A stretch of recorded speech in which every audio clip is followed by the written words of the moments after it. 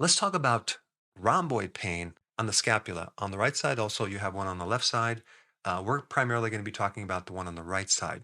Either if there's pain or tightness or soreness, you may think that you just need to lay on a tennis ball or get it massaged or do some type of stretching exercise. But you may find that if you do that, it comes right back about an hour later.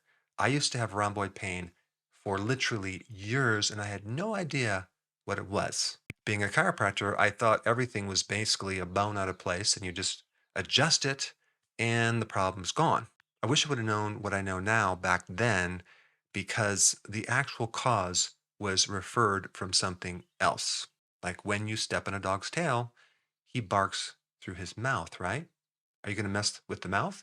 No, you're going to take the pressure off the tail. So, a lot of people with muscular problems in one part of their body don't realize that it can be referred from a completely different area. And so there's this one nerve called the dorsal scapular nerve. It comes out of the fifth cervical vertebra and it connects to the rhomboid as well as another muscle called the levator scapula muscle, which is right here, just beneath your trap.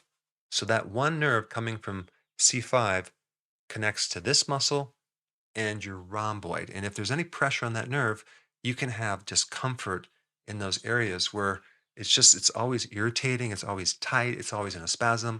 But what I didn't know at the time I had this problem was there's another connection to those group of nerves in this lower part of the neck called the phrenic nerve. So the phrenic nerve goes from the diaphragm, from your neck all the way down to the diaphragm in the front part here on both sides.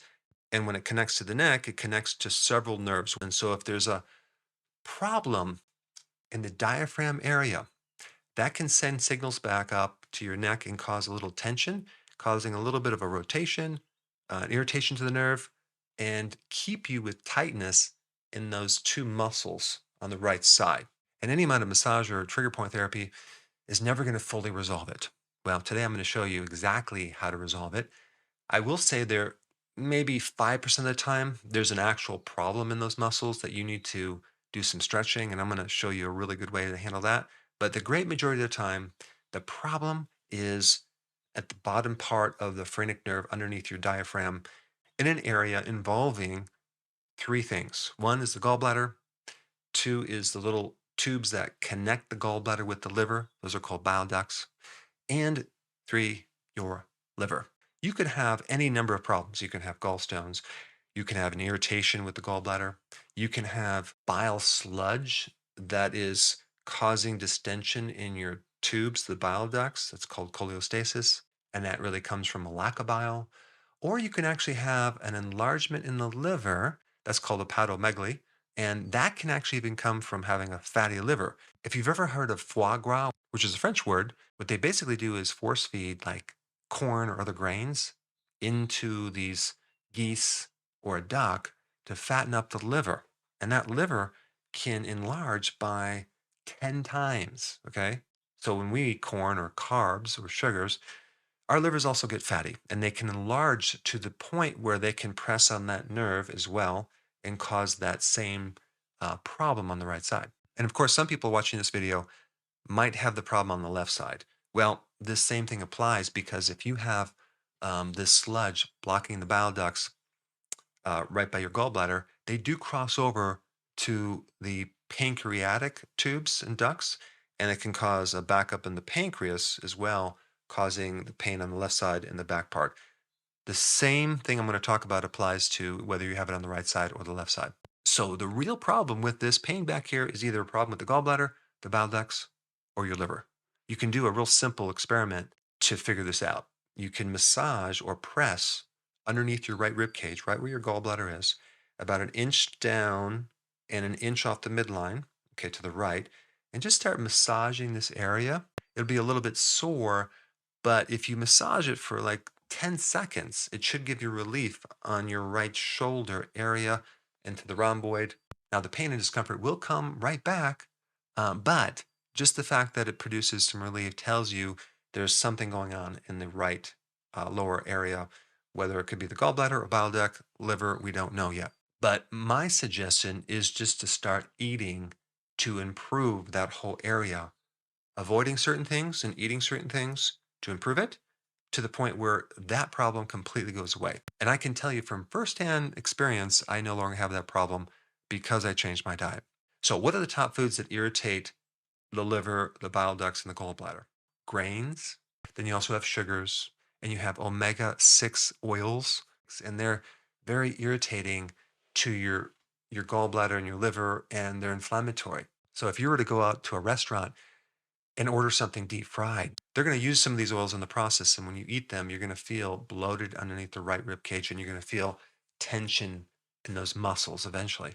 And then you also have other things that are deep fried, like chips. Just take a look at what the ingredients are. It's going to be some type of oil they fry the corn or the potato in, and that would also aggravate it. Other foods that are high in omega-6 would be the nut butters, almond butter, peanut butter, but any of the nuts could irritate this area as well. Then you have alcohol that can irritate it, junk foods, processed foods, heavy meals, eating frequently, keeping your whole digestive tract filled with food all the time is going to be very irritating to this area. It's going to cause the liver to have to work constantly, creating more problems. So, those are all the big culprits. Now, what I recommend is to have moderate amount of protein with your meals, okay? Not necessarily eat high fat, but don't avoid saturated fats, but eat high quality protein, like from eggs, fish, grass fed meats, things like that, as well as consuming a good amount of vegetables or salad at the same time you're eating these proteins and fats. So have your big salad, okay, first, and then have your protein or fat with each meal. The vegetables or the fiber in the vegetables will help you to increase the flow of cholesterol through the liver and through the bile ducts. And the vegetables are really, really good for the liver in general. Eating just meat or fat without vegetables is a bit hard on the liver. And of course, when you cook the heck out of the vegetables and don't eat them raw, you don't get to have the enzymes in those raw vegetables to help you. And then the other thing that's really important is not to eat so frequent. Do intermittent fasting. There's a couple things that I'm going to recommend to help um, thin the bile to allow things to kind of flow through. There's a product that you can just look online to get it. Amazon. It's called Tudca, Tudca. So Tudca is a type of bile salt that helps to thin the bile. You would take two of those in the morning on an empty stomach and two in the afternoon on an empty stomach. In addition to that, find a good bile salt supplement that you can take with a meal, and you would take two of those after the meal. So now this extra bile will just help to take the relief off the liver, the gallbladder, and the bile ducts, and allow bile to flow through this area nicely. And you're going to find over the course of a week or 2 weeks, there's going to be a lot of relief in this back part. So that solution is pretty much going to handle like 95% of all cases. Let's say there's problems in that actual area because of your posture, the way you're sitting with the computer, or an injury. For that, I would recommend getting the mobility sticks. These are really cool exercise, I don't know if you call them tools or exercise equipment. There's these sticks that you can do these amazing stretching exercises. I recently got them and I love them. I'm not affiliated with the company, but I'm going to put a link down below to check them out because the exercises you can do with these are amazing for not just for your rhomboid and the muscles up through in the shoulder, but to the entire body. I'm always investigating different pieces of equipment and different exercises, and I really like this one a lot. Now, since we're on the topic of referred pain, okay, there's a really interesting video that talks about other parts of your body that are painful, that are the cause is not coming from where you think it is. And if you haven't seen this video, I put it up right here. Check it out.